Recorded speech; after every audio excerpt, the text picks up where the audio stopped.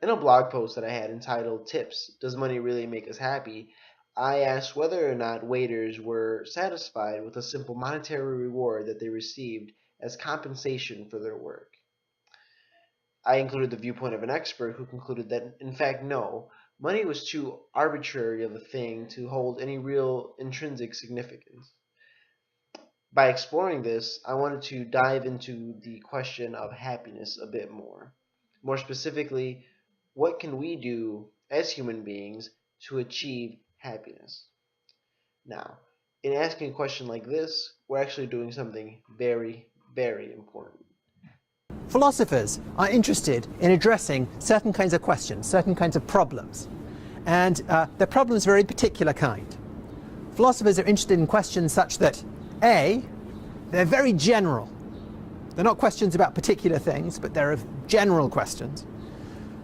B, they're questions that are of central importance to human life.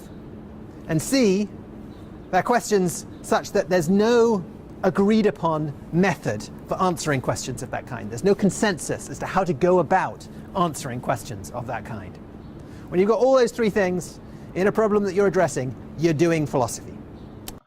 So given the guidelines that we just heard, I think it's appropriate that we can classify our question as a philosophical one. But now you may ask, why on earth is this important?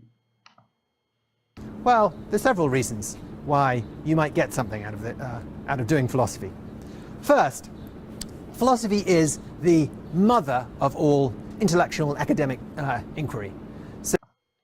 So what he means is that in ancient times, any question we asked regarding either ourselves or the world we live in was considered a philosophical question. And eventually, we got all of these different branches and specialized disciplines that that rooted from this seed that is philosophy. For example, the first to break away from philosophy were mathematicians. Mathematicians were first philosophers that just began to ask more specific questions. Second reason why you might care about it. Insofar as philosophers are addressing problems where there's no instruction manual, there's no easy kind of agreed upon method for how to go about addressing a problem like that. They're trying to sort out what kinds of problems can be productively thought about and what kinds of problems can't be productively thought about.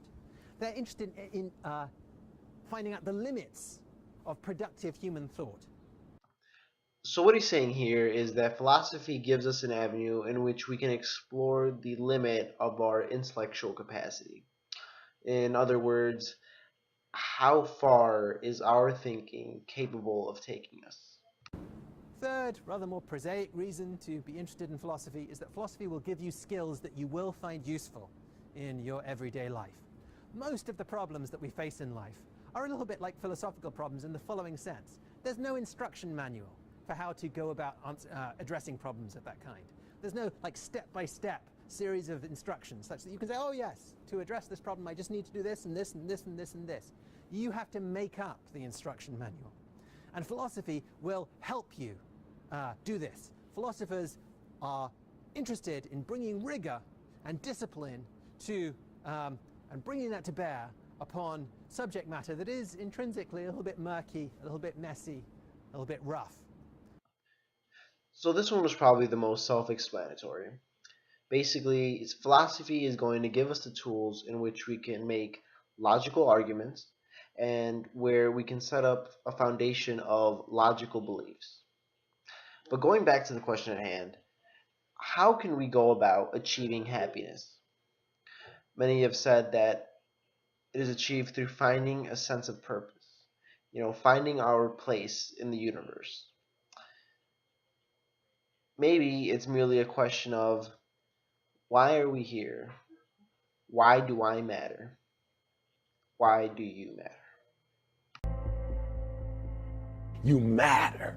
right? But there's a reason why I told you matter. I didn't tell you you matter just to hear myself talk. Like, I didn't say you matter because I wanted you to get on some emotional roller coaster. No, the reason why I told you you matter is because you'll never have, you'll never be, you'll never do. Listen to me. You'll never experience life the way you were supposed to experience life until you recognize that you matter. Now, it's important for me to let you know that you are powerful beyond measure. Listen to me. I told you last week because perhaps I don't know, your daddy wasn't in your life, your mother wasn't in your life. I don't know. You didn't have a mentor. I don't know, but you may have never heard someone look you in your eye, look you in your soul, and tell you that you not only matter, you're powerful. I remember sleeping in abandoned buildings, eating out of garbage cans. I remember coming home, bringing home C's and D's. I remember not living up to my full potential. When you do what you've been born to do,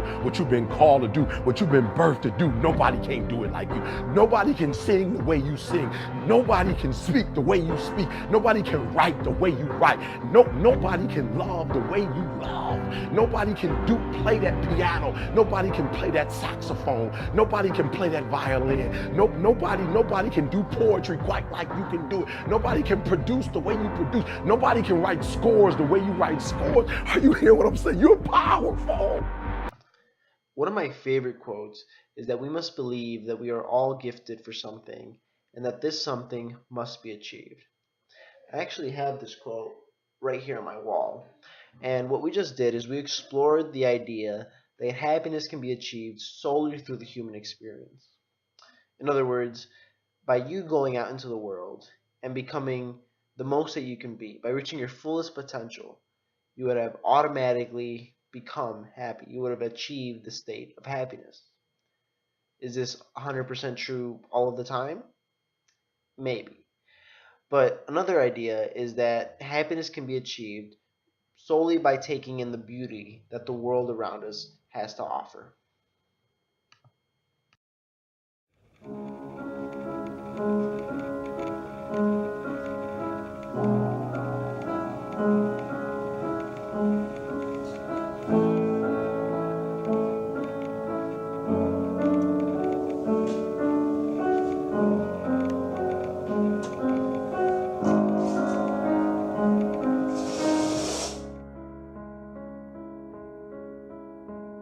Admire my Z shirt. So Z started a revolution, aesthetic revolution, revolution of the body, the physique. I want to start a revolution of the mind. So I want to open up discussions about how to acquire, an aesthetic mind. How to look at the world aesthetically. Capturing the beauty of the world through photography, lighting, composition, music. So you can perceive the world in a different manner. This is going to enhance your everyday experience. I'm never bored because everything that I look at is so interesting. But that takes practice and training. It's kind of like building the body.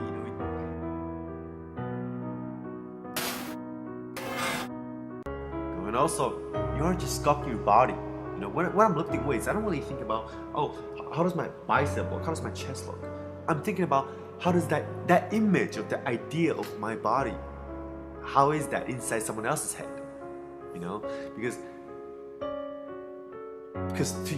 your body is only to you, but to everyone else is to the 99.999% of the people other than yourself. They only know you through an image or an idea of you. And I want that idea inside people's head to be aesthetic. So when I'm sculpting my body, I'm also sculpting an idea. I want the image, the little Frankie that's running around in your brain to be beautiful. That makes your brain beautiful. That makes your experience beautiful. So this YouTube persona, Frank Yang, prides himself in his ability to quote unquote view the world through a beautiful lens. And admittedly, creativity is a very fulfilling thing. As you can see by his abstract videos, he is a very creative person. By all of the different scenes, the different cut scenes, the music. This is definitely a viable option, a viable path. in the journey to achieving happiness. Um, but the real point here, the main point that I want to make is that there is no one path. There is no defined path to happiness. Because if there were, this would not be a philosophical question. This would not be a philosophical debate. And the one person that understood this the best was Socrates. And what Socrates did, rather than just idly chatting to people, he would go up to these very important people and ask them great questions on life. Socrates would go up to people and he would challenge their beliefs. And once he challenged their beliefs, they really had no response. They had no real reason to believe what they were believing Is that it was motivated by the desire to find the truth and challenge lazy assumptions, rather than the wish to make trouble. As you can probably imagine, Socrates annoyed a lot of Athenians in this way. But at the heart of his approach is an extremely egalitarian idea that everyone has the duty to reflect on their life, and that we are all surprisingly capable of doing so. You have to be in order to be happy. You need to have fun. You need to have people that love and care about you, and people to love and care. If our opinions can survive Socrates' test, then they will truly be worth standing up for. So essentially, just because we've been told that maybe this is the path to happiness or that this is the path to happiness, we shouldn't automatically assume that that's correct, even if the person is in a position of power. Just because that person seems to know the right answer does not make the answer correct.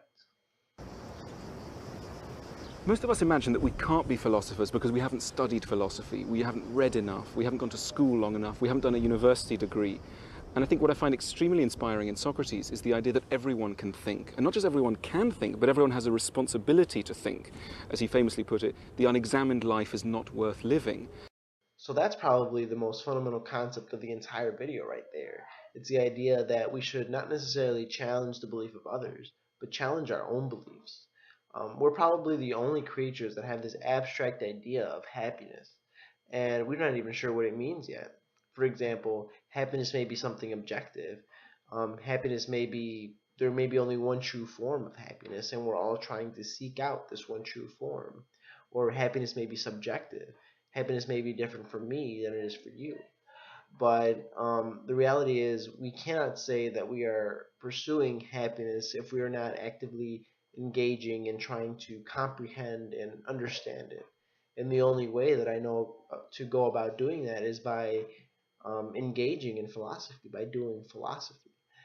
Philosophy aims to, as we learned earlier, reach our intellectual capacity. And maybe by reaching this intellectual capacity, we are inching ourselves forward to the answer. So if I have to leave with some final words, it would be that in our everyday lives, if we want to, reach happiness or seek justice or find out how to be virtuous, we have to engage in philosophy. And since we all know how to think, then we can all participate in doing philosophy. Thank you.